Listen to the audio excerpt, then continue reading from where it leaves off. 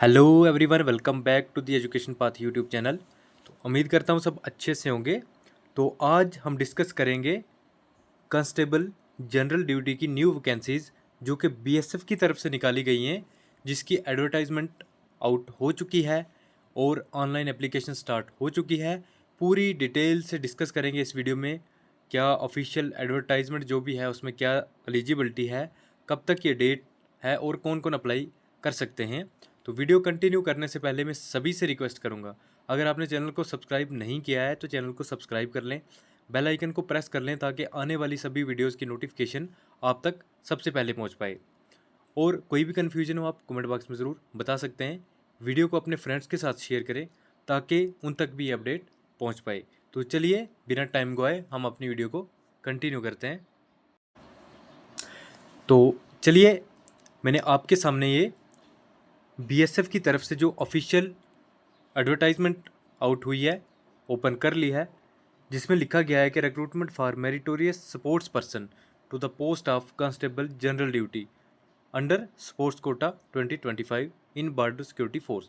कि जो भी स्पोर्ट्स पर्सन हैं, खेलने वाले लोग जो भी हैं, उनके लिए वैकेंसीज निकाली गई हैं बीएसएफ की तरफ से कांस्टेबल जनरल ड्यूटी की। ठीक है, सभी Indian citizens male and female इस फॉर्म को अप्लाई कर सकते हैं, जिसकी वैकेंसीज 241 वैकेंसीज हैं। ये non gazetted non ministerial post है, कांस्टेबल जनरल ड्यूटी की पोस्ट है। ठीक है, और पहले तो ये टेम्परेरी बेसिस होती है, फिर ये परमानेंट बॉर्डर सिक्योरिटी फोर्स में ये पोस्ट होती है। ठीक है, इसकी जो ऑनलाइन एप्लीकेशन की है डेट शुरू हो चुकी है, 25/7/2025 से ऑनलाइन एप्लीकेशन स्टार्ट हो चुकी हैं और एप्लीकेशन की क्लोजिंग डेट 20/8/2025 रात के 12 बजे है। ठीक है, इससे पहले आप जो भी इंटरेस्टेड हैं या एलिजिबल कैंडिडेट्स हैं वो इसके लिए अप्लाई कर सकते हैं। वैकेंसीज़ की पहले बात करें तो किस किस स्पोर्ट्स में डिसिप्लिन में ये वैकेंसीज़ हैं। सबसे पहले आर्चरी में मेल फीमेल की एक एक वैकेंसीज़ हैं, टोटल 3 वैकेंसीज़ हैं। रिकर्व और कंपाउंड में एथलीट्स की टोटल 6 वैकेंसीज़ हैं, अलग अलग कैटेगरीज़ की पोजीशंस की। बैडमिंटन में 3 वैकेंसीज़ हैं, बास्केटबॉल 17, बॉक्सिंग 8, अलग अलग केजी जो वेट कैटेगरीज़ हैं उसके हिसाब से दी गई है। Cross country 10, cycling 6, diving 10 and equestrian की 2 वैकेंसीज़ हैं। उसके बाद fencing 5 vacancies, football 25, gymnastics 9, handball 4, hockey 15, judo 9 vacancies, karate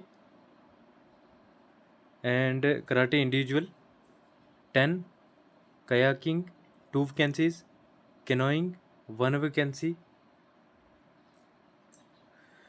roving 5 vacancies, sepak takraw 10 vacancies, shooting 14, swimming 10 vacancies. उसके अलावा टेबल टेनिस 4 वैकेंसीज़, टेक्वांडो 2, अलग अलग वेट कैटेगरीज़ के लिए।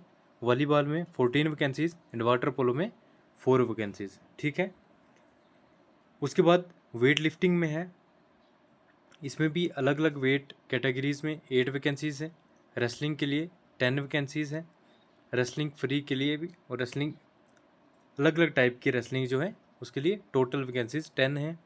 वुशु 3 वैकेंसीज़, कबड्डी में 12 वैकेंसीज़, और टोटल 241 वैकेंसीज़ निकाली गई हैं। बात करें अगर पे स्केल एंड अदर अलाउंसेस के बारे में, तो 7th पे कमीशन के अंडर ये जनरल ड्यूटी कांस्टेबल की जो पोस्ट है ये लेवल 3 की पोस्ट है। 21,700 से लेके 69,100 तक की आपकी बेसिक पे रहने वाली है, और साथ में बाकी जो अलाउंसेस जो भी सेंट्रल गवर्नमेंट एम्प्लॉइज़ को मिलते हैं सभी इसमें इंक्लूड किए जाएंगे। ठीक है, उसके बाद बात अगर करें एलिजिबिलिटी कंडीशंस के लिए, ठीक है, 18 से 23 साल की आपकी एज होनी चाहिए, और अगर आप किस ये रिजर्व्ड कैटेगरी से बिलोंग करते हैं तो आपको एज में रिलैक्सेशन मिल जाएगी। एजुकेशन क्वालिफिकेशन मैट्रिकुलेशन मिनिमम आपकी होनी चाहिए, और आपने किसी भी इसमें मैं नीचे बताऊंगा स्पोर्ट्स, जो भी स्पोर्ट्स की क्वालिफिकेशन है अभी मैं आपको नीचे बताता हूँ। पैरा 4B में ये पूरी डिटेल से दी गई है, ठीक है। पहले एज की बात कर लेते हैं। अगर आप SC/ST कैंडिडेट हैं तो आपको 5 साल की रिलैक्सेशन, और OBC कैंडिडेट को 3 साल की रिलैक्सेशन एज में दी जाएगी। उसके बाद स्पोर्ट्स क्वालिफिकेशन आपकी क्या चाहिए। अगर आपने ओलंपिक्स गेम्स समर या विंटर में पार्टिसिपेट किया है, अगर आपने उसमें गोल्ड मेडल जीता है तो आपको 100 मार्क्स दिए जाएंगे, silver medal 96 marks, bronze medal के लिए 92 मार्क्स, और अगर सिर्फ आपने पार्टिसिपेट किया तो 80 मार्क्स आपको दिए जाएंगे। अगर वर्ल्ड चैम्पियनशिप में या वर्ल्ड कप में आपने पार्टिसिपेट किया, उसमें अगर गोल्ड मेडल जीता है 90 मार्क्स, अगर सिल्वर जीता है 86, ब्रोंज 82, एंड पार्टिसिपेशन के लिए 70 मार्क्स आपको दिए जाएंगे। एशियंस गेम या कॉमनवेल्थ गेम्स जो 4 साल के बाद होता है, उसमें अगर आपने गोल्ड जीता है 80, सिल्वर 76, ब्रोंज 72, एंड अगर आपने सिर्फ पार्टिसिपेट किया है 60 मार्क्स आपको दिए जाएंगे। उसी हिसाब से नीचे 10-10 नंबर आप कम करते जाएं। जैसे एशियन गेम्स कप में है, यूथ ओलंपिक गेम्स में, यूथ जूनियर एशियन चैम्पियनशिप में, SAF गेम्स में, या किसी दूसरी इंटरनेशनल कंपटीशन में जो गवर्नमेंट ऑफ इंडिया के तहत होती है, ठीक है। उसके अलावा अगर नेशनल गेम्स में आप सीनियर नेशनल चैम्पियनशिप या नेशनल ओपन चैम्पियनशिप में आपने पार्टिसिपेट किया है, यूथ जूनियर नेशनल में अगर किया है, तो आपको इस बेस पे मार्क्स आपको दिए जाएंगे, ठीक है। और इसमें फर्स्ट प्रेफरेंस जो है उन कैंडिडेट्स को दिया जाएगा जिन्होंने गोल्ड, सिल्वर, ब्रॉन्ज जीता है। सबसे पहले गोल्ड वाला, फिर सिल्वर, ब्रॉन्ज, या फिर उसके बाद लास्ट पे पार्टिसिपेशन जिसने की है सिर्फ, उसको प्रेफरेंस दिया जाएगा, ठीक है। सेकंड प्रेफरेंस जो है ये दिया जाएगा इंटरनेशनल कंपटीशन में अगर किसी ने पार्टिसिपेट किया है, और सेकंड प्रेफरेंस दिया जाएगा अगर किसी ने थर्ड पोजीशन हासिल की है national games championship, national championship, open championship वगैरह में, तो उस हिसाब से आपको मार्क्स दिए जाएंगे, ठीक है। बात अगर करें फिजिकल स्टैंडर्ड की, हाइट आपकी 170 सेंटीमीटर होनी चाहिए मेल की, और फीमेल की 157, ठीक है। और अगर आप ST कैंडिडेट हैं तो आप मेल 162.5 और फीमेल के लिए 150 सेंटीमीटर आपकी हाइट होनी चाहिए। इसी तरह नॉर्थ ईस्टर्न स्टेट के अगर स्टूल ट्राइब में, उनके लिए उससे कम है। बाकी हिली एरियाज से हैं तो आपको अलग अलग रिलैक्सेशन आपको दी जाएगी, ठीक है। चेस्ट 80 सेंटीमीटर आपकी होनी चाहिए और 5 सेंटीमीटर एक्सपेंड होनी चाहिए, और अगर आप ST कैटेगरी से हैं तो उसमें 5 सेंटीमीटर की रिलैक्सेशन आपको यहाँ पे भी मिल जाएगी, ठीक है। और वेट जो है हाइट और एज के हिसाब से मेजर किया जाएगा, मिनिमम 50 आपका होना चाहिए।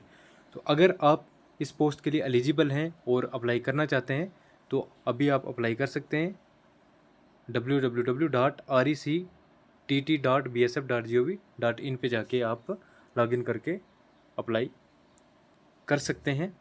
तो इसका आपका सपोर्ट्स जो में आपने जो हिस्सा लिया है उसके मेरिट के बेस पे आपकी सिलेक्शन होगी, ठीक है। एप्लीकेशन की फ़ी की बात करें तो 147.20 रुपीज़ आपको पे करने पड़ेंगे, ठीक है।